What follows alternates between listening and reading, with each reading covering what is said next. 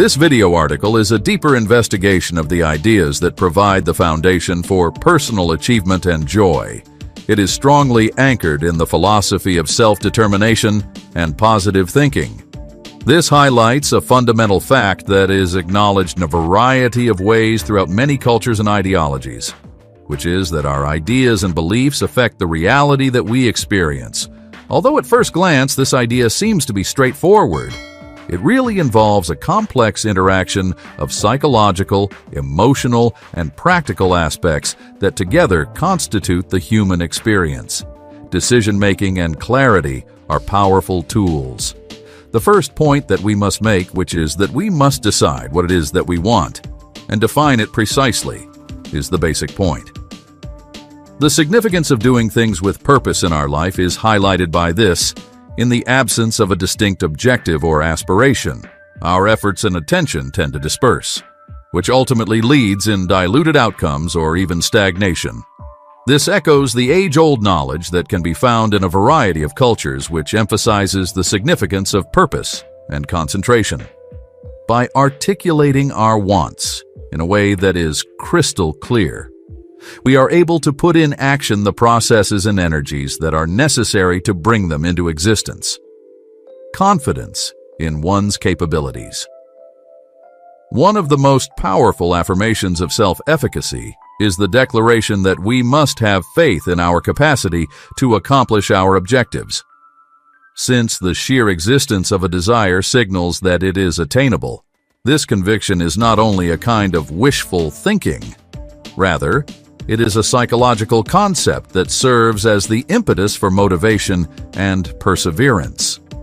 Individuals are more inclined to take constant action and persist through problems when they have the realization that they automatically possess the power to accomplish the objectives that they have set for themselves. The cost of achieving one's goals. In addition, the commentary focuses on a facet of success that is sometimes glossed over the price that success requires. This price involves the ability to think in a disciplined manner, to be able to control one's emotions, and to have the determination to conquer obstacles. This idea, which states that we become what we think about, serves as a reminder of the enormous power that our brains have to mold the course of our lives. Considering that our ideas are the seeds from which our external circumstances sprout, this highlights the need of maintaining watch over our thoughts.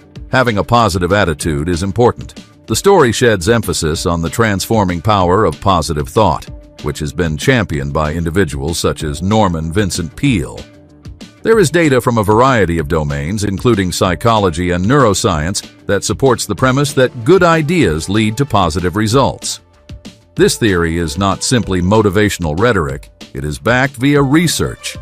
The ability to think positively helps to cultivate resiliency, creativity, and problem-solving skills, all of which are essential for overcoming the challenges that we face on the way to achieving our objectives.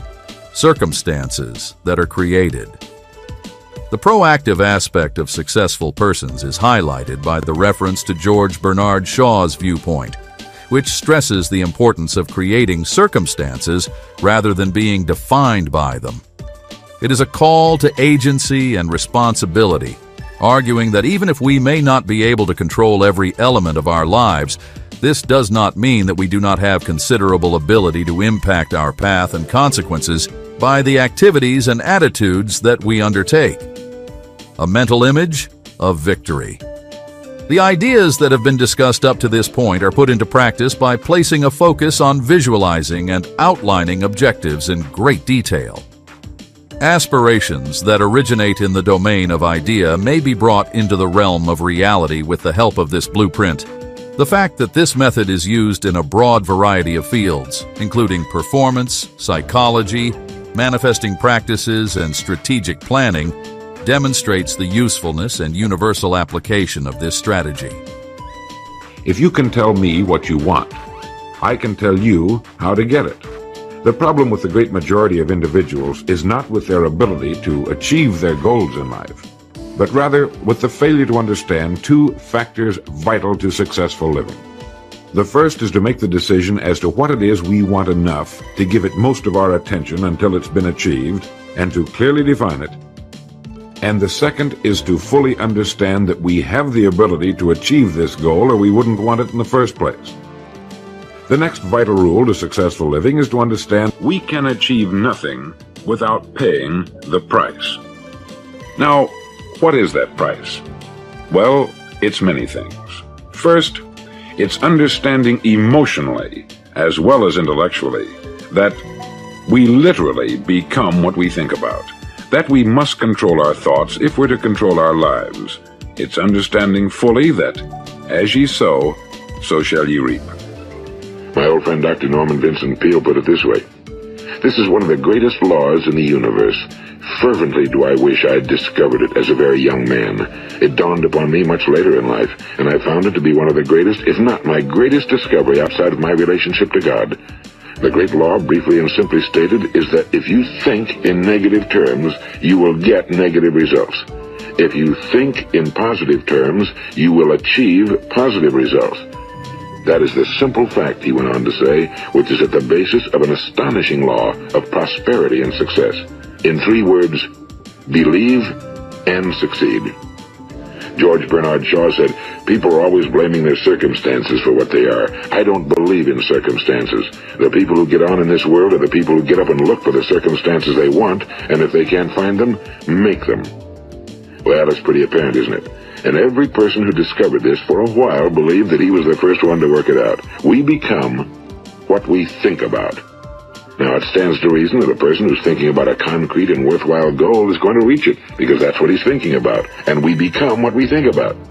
Conversely, the man who has no goal, who doesn't know where he's going, and whose thoughts must therefore be thoughts of confusion and anxiety and fear and worry, becomes what he thinks about. His life becomes one of frustration and fear and anxiety and worry. And if he thinks about nothing, he becomes nothing. You are at this moment the sum total of your thoughts to this point, for there is nothing else you can be. And 5 years from now, you can be and have anything you set your entire mind and heart upon. So decide now. What is it you want? Plant your goal in your mind. It's the most important decision you ever make in your entire life. What is it you want? Do you want to be an outstanding salesman? A better worker at your particular job? Do you want to go places in your company? In your community? Do you want to get rich?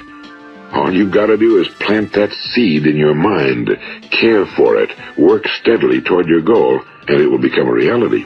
It not only will, there's no way that it cannot. Secondly, it's cutting away all the fetters from the mind and permitting it to soar as it was divinely designed to do. It's the realization that your limitations are self-imposed, and that the opportunities for you today are enormous beyond belief. It's rising above narrow-minded pettiness and prejudice.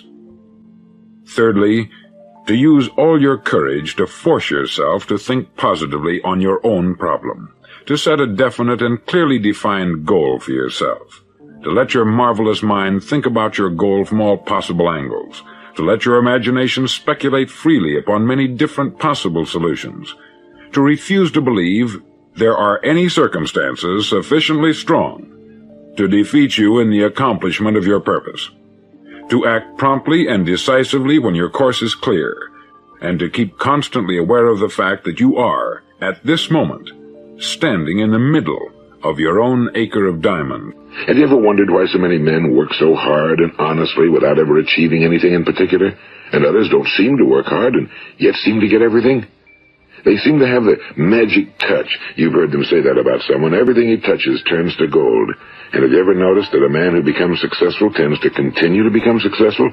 And on the other hand, have you noticed how a man who's a failure tends to continue to fail? Well, it's because of goals. Some of us have goals, some don't. People with goals succeed because they know where they're going. It's that simple. Think of a ship leaving a harbor, and think of it with the complete voyage mapped out and planned. The captain and crew know exactly where it's going and how long it'll take. It has a definite goal. Now, 9,999 times out of 10,000, it will get to where it started out to get. Now, let's take another ship, just like the first, only let's not put a crew on it or a captain at the helm. Let's give it no aiming point, no goal, no destination. We just start the engines and let it go. I think you'll agree with me that if it gets out of the harbor at all, it will either sink or wind up on some deserted beach, a derelict. It can't go anyplace because it has no destination and no guidance, and it's the same with a human being. I want you to write on a card what it is you want more than anything else. It may be more money. Perhaps you'd like to double your income or make a specific amount of money. It may be a beautiful home. It may be success at your job. It may be a particular position in life. It could be a more harmonious family. Each of us wants something. Write down on your card specifically what it is that you want. Make sure it's a single goal and clearly defined. You needn't show it to anyone, but carry it with you so that you can look at it several times a day. Think about it in a cheerful, relaxed, positive way each morning when you get up, and immediately you have something to work for, something to get out of bed for, something to live for. As you look at it, remember that you must become what you think about, and since you're thinking about your goal, you realize that soon it will be yours. In fact, it's yours really the moment you write it down and begin to think about it. Don't concern yourself too much with how you're going to achieve your goal. Leave that completely to a power greater than yourself. All you have to do is know where you're going. The answers will come to you of their own accord. I can't emphasize too much the importance of describing your goal in detail. If it's a beautiful new home, get the actual plans, or at least an elevation drawing of the home. If it's a certain amount of money, write down the specific amount for the coming year to the penny, and then work your plan. Whatever your goal may be, write it down in detail.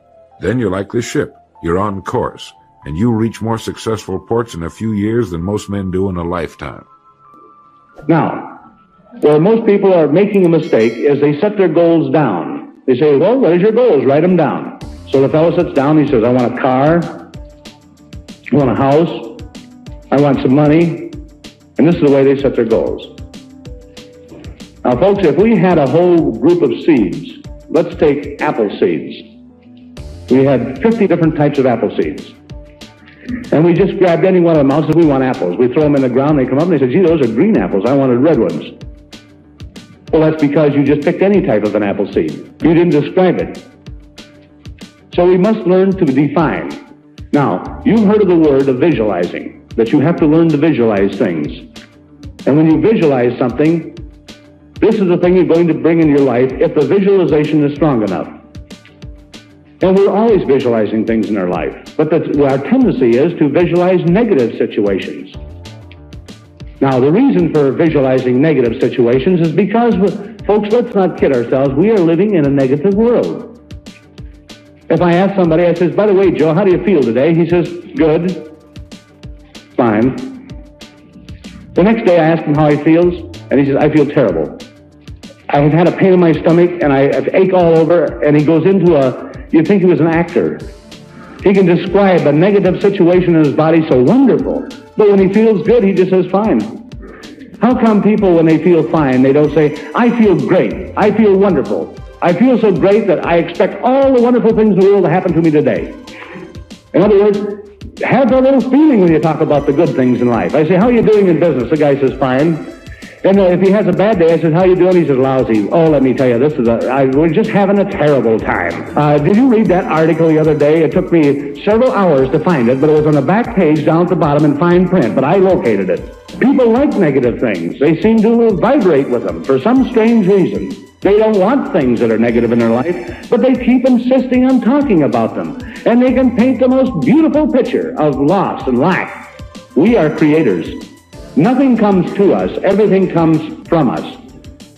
And everything that you have in your life is exactly what you designed. The dress you're wearing, the coat you're wearing, the neighbors you got, the friends you got, is that everything we attract is what we are. And what I am speaks so loudly, I cannot hear what you say.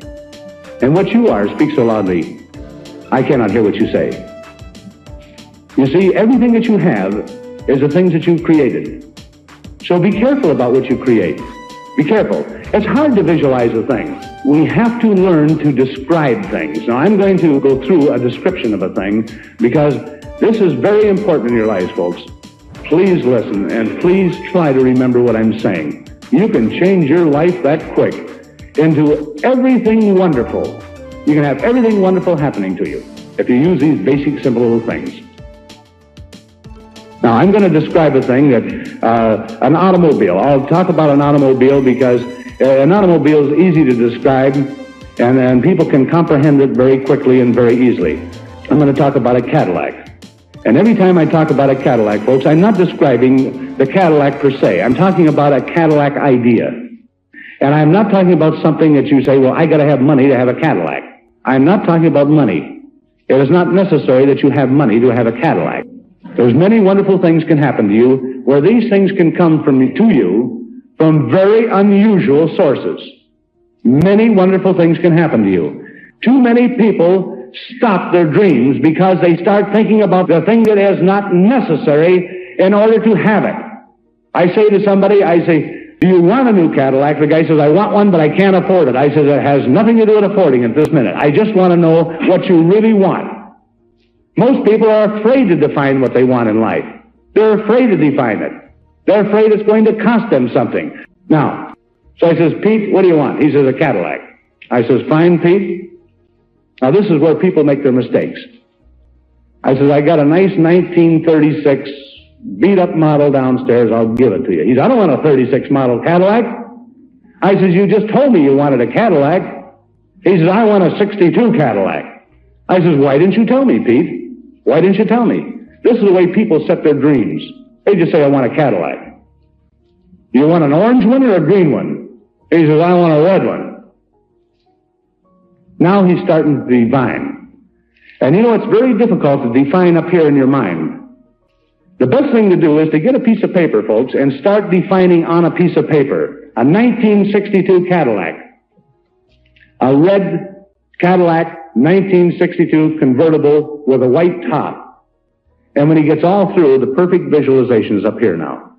Because he has described it. When you write it, you start seeing it. So he gets the picture up here by writing it down here. This is how you define things that you want in this world. So he gets it all defined. When he gets that Cadillac completely defined in his mind, he's got the seed. He hasn't planted it yet. He's got it picked out. Now, the important thing is that you must release that seed. You must release it, and it must be planted. And the finest thing in the world to plant that seed is to take on this piece of paper now and just write across that, thank you. That's the law of acceptance. And you would be amazed how many people in this world can't accept their good. You would be shocked. Thank you means that I have accepted it. I'm going to have it. I know it's mine. When we plant that seed in the subconscious mind, the thing starts working towards you. You'll be driving down the street, you'll be in a restaurant talking to a friend, and all of a sudden this red Cadillac convertible with a white top, and the whole thing will hit you right again, or you'll see your dream. It'll keep coming back. The reason this thing keeps coming back to you, this is the only way that the universal law has of talking to you. There's no voice. That's all in visualization. And when this dream comes up, what it really means is it is on its way to you. It is on its way to you. It's right around the corner. And so you do not, at that time, say how, when, or where. All you do is say, thank you, because you know it's on its way. You can have anything in this world you want to have, and you can be anything in this world you want to be by using this simple process. Children, our children, folks, how many times have you heard people say to their children, the child says, I'm going to be president of the United States. And the father and mother would say to him, you, with your studies, you'll never make it, Junior. Now, this is a wonderful seed to plant in this fertile little brain, the subconscious, this fertile little mind. You are telling him he can't. He isn't smart enough. The child says, I'm going to be a rich man when I grow up. I'm going to have everything in this world. He says, you're going to have to learn a lot, Junior. One thing, you don't know how to handle money. Now, anytime any children come to you or to the parents, you should tell your children this. They say, Junior, you're the type of child that can have anything in this world. You have the ability and the intelligence to go anywhere, do anything, and have everything in this world. It is yours because you're that type of a child. Start planting these seeds in our children. This country today is teaching too many children, what to think instead of how to think. And what are we? We are only children a little older than the other children. And we are growing up children. And we have to, at some time in life, we have to start deciding and pinpointing things that we want in this world. And I am not just talking about the tangible objects. I'm talking about the intangible things. What would you like to be? What type of person would you like to be? Would you like to have more love in your life? Well, then you must learn to give love. You'll never have anything without giving. Everything I give, I receive back, multiplied. If I have a lot of hate in my life, I'm giving hate out. And so if I don't want hate coming in my life, I should not be giving it out. If I don't want people to talk about me, I shouldn't be talking about people. Everything that I send out, I get back with feeling. Every thought I think, I don't get because I did not plant my seed properly. I did not have a true visualization. And I'm saying this, that you analyze this yourself and ask yourself this basic question. Do you know what you want in life? If I was to ask you right now, what do you really want? What are the tangible objects that you want in this world? The things that you can feel and touch and smell. What are these things that you want in life? And you know, folks, the amazing thing, I doubt if there's 2% of the people in this room could tell me and describe it and just like that come right out and say it. You don't know exactly what you want. And this is why, folks, that you know what happens? We get a lot of things that's left over from the people who know what they want. That's why we do not get the things. We haven't defined it. We do not know exactly what we want. So what is it that you want? Define it. Write it down. Pinpoint every drop of that dream that you have in your mind. Define it so clearly on that piece of paper that you can completely see it in your mind. Expect wonderful things. Be a creator of ideas. Let's not be moons, the reflector of ideas. Let's be suns. Let's be the creator of the light. Let's be the creator of the ideas. Because we all have the capacity. You know, that the guardian of the gate is the conscious mind. This guardian can at any time let any thought through to the subconscious mind at once. Any thought at any time. We are thinking human beings. We have the capacity to think of anything in this world we can think of. But we do not have the capacity to think of nothing. Now you try to imagine what nothing is. Try to get a thought of that. There is absolutely no way. So that means that we are thinking human beings and there's thoughts flying through our mind continuously. A steady flow of thoughts all the time coming through the mind. Now where do these thoughts come from? All of a sudden you say, gee, that just must have come out of the clear blue sky. Must have come out of clear blue to me. You didn't think of it. In fact, it might be something you didn't even know about. And the thought comes through and you say, well, that's kind of ridiculous, isn't it? That couldn't happen to me. And so you throw that thought aside. And if it's a good thought, why not accept it and stop it and analyze it and accept it and let it happen to you? And these thoughts are coming through our mind all the time. But a negative thought comes through and it stops there for a minute and say, boy, that's a good negative thought. I'll have to stop and analyze that one. And you start thinking about it and pretty soon you get a frown on your face and you think about it a little more and you create a beautiful picture and all of a sudden you put that down in the subconscious and you say, boy, there's another bad thing's going to happen to me. Have you ever caught yourself thinking about something you didn't want to think about and you've been thinking about it for 5 minutes? And all of a sudden you say, what am I thinking about that nasty thing for? We do it all the time, folks. But we can stop now anytime we want. And we can change that thought and put in a good thought. If you don't want to think about oranges, change the thought and think about bananas if you want. If you don't want to think about lack, change the thought and think about prosperity. If you don't want to think about hate, think about love. If you don't want to think about anything that is negative, put a positive idea in your head. And you know what happens? And you can analyze it and you can just dream about it and everything else and get all these seeds planted properly and have all these wonderful things happen. Get 20 wonderful seeds planted. Get them written down, define, thank you. Plant them into the subconscious mind, put it away, and every time it comes back into the mind and the law is saying it's on its way, you just say thank you. Don't analyze it because it's already planted. Just say thank you and go on. and have 10, 15, 20, 30 of these wonderful seeds planted, and folks, you'll walk on air, and you'll have miracles happen in your life. And don't be afraid to do this.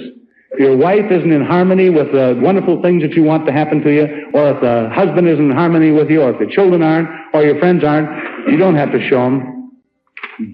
Plant your seeds privately then, and put them away privately, and plant them deep. And all these wonderful things will happen, and say, you know, the one thing about that person, I don't know what happened to him, but man, oh man, everything they touch turns to gold. And that's the reason. That's the reason, folks. The planting properly of your seeds.